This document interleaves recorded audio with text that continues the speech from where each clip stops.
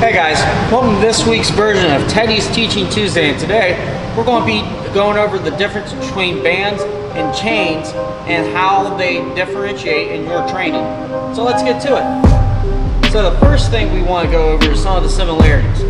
So whenever you're using chains or bands, it's called accommodating resistance.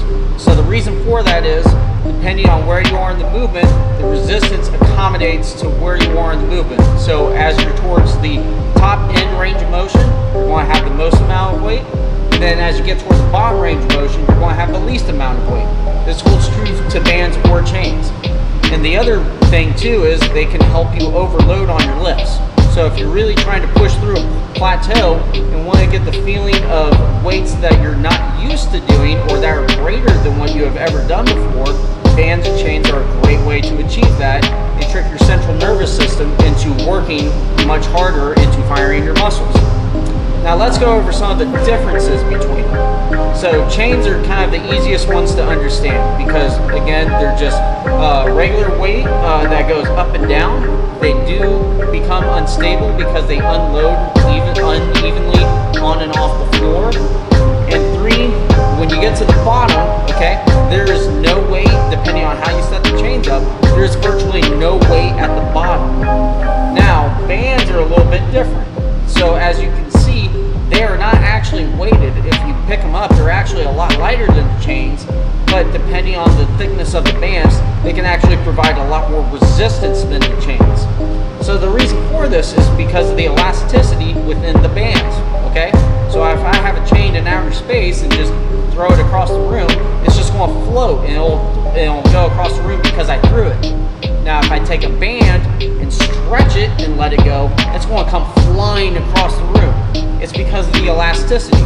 So if you think about it, when the band is on the bar, it's actually throwing the weight down at a faster rate than gravity, which is 9.98 meters per second. Now, it doesn't seem that way because when you are lowering the weight with the band on the bar, you have to control the weight a lot more, which forces you to keep your muscles a lot tighter to take on that brute force. Now, this is awesome for growth because when you look at the way muscles contract, you're essentially teaching the muscle how to hold a lot more energy and then rebound that energy going forward. Now the downside to this though is if you use bands for too long a period of time, you can actually do a lot of damage to your ligaments and tendons, okay? So again, bands can be used to help ligament and tendon density, but at the same time, they can't take a beating over and over and over again. So whenever I'm doing my training or train someone else, I don't use it any more than 3 weeks at a time. The reason being is just too much beat down, and also once you go past that, you're just asking for trouble. So you usually use at least a week off from the bands, if not longer. Another big difference between bands and chains is their cost and how they last over time.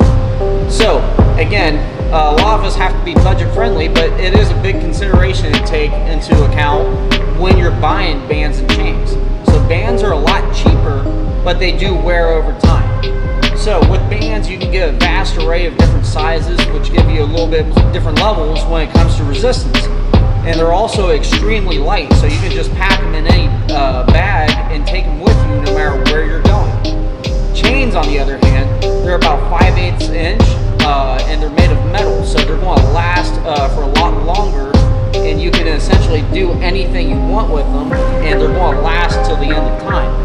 Now again, because they're metal, you're kind of stuck with a set weight. So the ones we use are again 5/8 inch, so they're roughly and 5 foot long, so they're about 20 pounds a piece. But at the same time, if I want more resistance, I can simply hook them on one at a time. Now they are a bit pricier than bands, but again, they're lasting for a longer period of time. So when I get a set of bands, yes, it is cheaper right now, but over time I have to buy more because of the wear and tear on them. Now, one thing to take into consideration when you get bands, if you use them a lot on the main lifts like squat and bench press, I would purposely get an additional set that you would dedicate just for those main lifts. So it may sound expensive, but at the same time, it's a lot more expensive than a medical bill because you were throwing something off from side to side and got injured during the lift. So I hope you guys found this edition of Teddy's Teaching Tuesday useful, and I'll see you guys around.